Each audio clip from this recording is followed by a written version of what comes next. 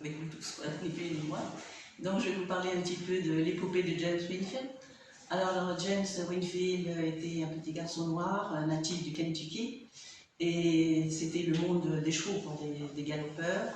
Et il a baigné, enfin il a grandi avec des chevaux de grande race et tout.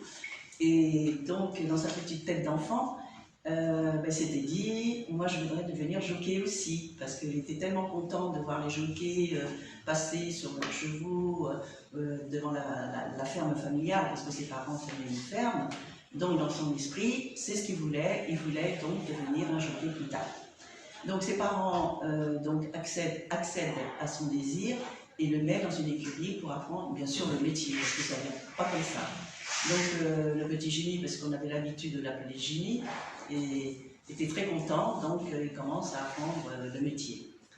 Et il devient grand, bien entendu, et là après, les propriétaires des chevaux de course et les entraîneurs ont remarqué quand même l'habilité de ce jeune noir, et ils se disaient entre eux, oh, il faut faire attention parce que lui peut devenir un crack jockey. Donc, il commençait à le chouchouter. Jimmy Winfield était bien sûr aux anges et il a commencé à monter donc quelques courses, notamment à Chicago. Et il a gagné quand même quelques bonnes courses et vint le jour où il y avait le Kentucky Derby. Donc, le Kentucky Derby, c'est la plus grande course qui existe aux États-Unis. Alors, Jimmy Winfield voulait bien sûr monter au Kentucky Derby, mais il ne savait pas, parce que ça ne dépendait pas que de lui. Il lui faisait tous les efforts pour qu'on le remarque, pour qu'on voie son habilité et qu'il puisse courir. Mais bon, ce n'était pas à lui à prendre la décision de se faire monter lui-même sur un bon cheval pour concourir au Kentucky Derby. Alors, il y a un entraîneur quand même qui l'a pris en main et qui lui a proposé, c'était en 1900, je ne me trompe pas, de monter au Kentucky Derby. C'était son premier Kentucky Derby. Donc Jimmy Winfield était tout content, il a chouchouté le cheval qui devait monter, et vint le jour où justement il a dû courir sur le Kentucky Derby. Bon, cette course, il n'est pas arrivé le premier, mais il est arrivé troisième. C'est déjà pas si mal pour la première fois, quand même, malgré tout, pour un jeune jockey. Alors, l'entraîneur et le propriétaire du cheval étaient déjà très contents quand même de la réussite de James Winfield. Et ils lui ont dit, bon, l'année prochaine, on verra, ça sera peut-être un peu mieux, peut-être que tu arriveras donc deuxième, et qui sait, peut-être premier. Donc, en 1901, oui, c'est ça, donc le Kentucky Derby arrive, parce que cette course a lieu une fois par an. Donc, on lui confie un très très très bon cheval du nom de His Eminence. C'était un très joli nom, c'était même noble. Donc, Jimmy Winfield était très content et il dit, il faut que je gagne, il faut que je gagne à tout prix. Et en fait, son vœu se réalise puisqu'il gagne, il est arrivé le premier. Donc, tout le monde était content, il commençait déjà à être bien connu et ça a continué. C'est-à-dire que l'année qui a suivi, puisque cette course, comme je vous disais, elle a lieu donc tous les ans. Alors, en 1901, il monte un deuxième cheval.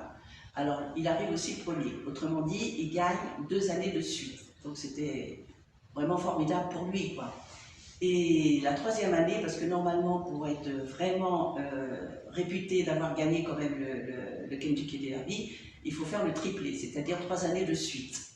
Alors, il monte la 3e année, un cheval qui s'appelait Early. Early, ça veut dire tôt en anglais, hein, comme vous devez savoir.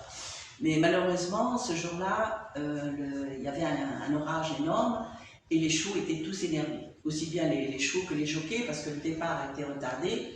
Mais bon, après le départ a eu lieu et les chevaux sont partis à vive allure, bien entendu. Et alors le cheval donc, de James Winfield, il courait bien, il n'y avait pas de problème. James Winfield n'avait pas besoin de le pousser outre mesure. Et puis il a dit, bon ok, je vais avoir le triplé, quoi. Il ne faut jamais prendre la peau de l'ours, on a marché comme on dit, quoi. Et malheureusement, il voit le poteau d'arrivée devant lui, mais il se dit non, je ne vais pas quand même lui donner un coup dans le flanc, c'est pas la peine. Mon bon cheval, finis ta course tranquillement, on va être vainqueur, il n'y a pas de problème, on nous verra à l'arrivée.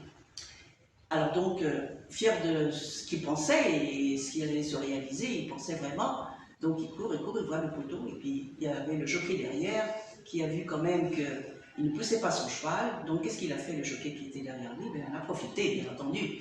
Donc c'est lui qui a donné un coup de flanc, dans le flanc du cheval, et qui est arrivé le premier. Et mon père, James Winfield, est arrivé donc deuxième, malheureusement. Alors ça, il s'en est voulu toute sa vie, quoi, parce que bêtement, il a perdu la course, il a perdu le triplé. Et il fallait absolument avoir le triplé. Bon, gré mal gré, on ne peut pas revenir en arrière, mais la vie a tourné à ce moment-là pour lui. C'est-à-dire que les entraîneurs, comme les propriétaires de chevaux de course, ne lui confiaient plus de bons chevaux à courir dans de très très très bonnes courses.